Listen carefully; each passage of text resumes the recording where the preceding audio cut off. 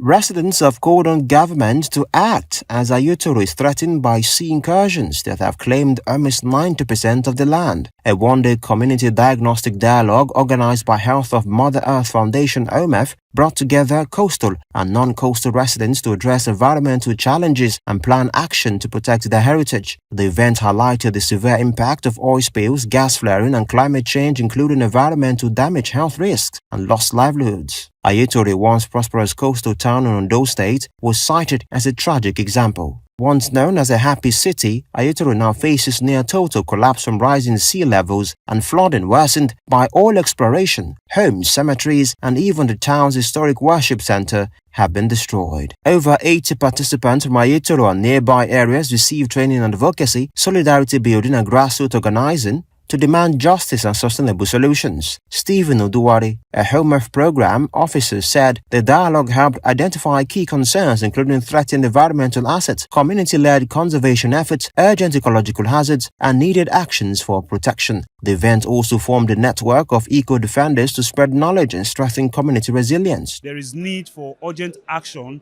to stop the water from further encroachment and to also stop the pollution that go on in the community. We need to see government presence in this community. We need, as a matter of urgency, for government to act responsibly to ensure that this community does not go on extinction. On his part, the traditional ruler of Ayutthaya, Oba Oluwambe, JP, called for urgent attention as to save the community of the impact of climate change. Community members also share their struggles reinforcing the urgent need for collective action against extractive industry abuses, as the event also established a network of eco-defenders who will amplify the knowledge gained, ensuring broader community resilience. Today's meeting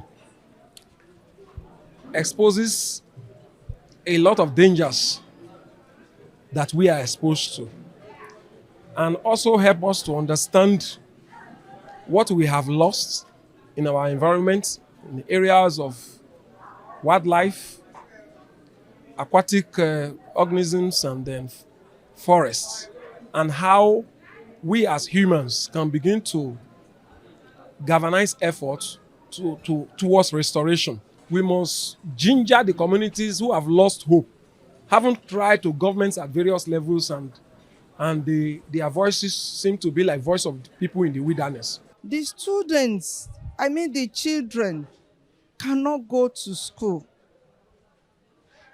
That is, the buildings, the school compounds, the buildings were destroyed by the sea incursion more than 3 times.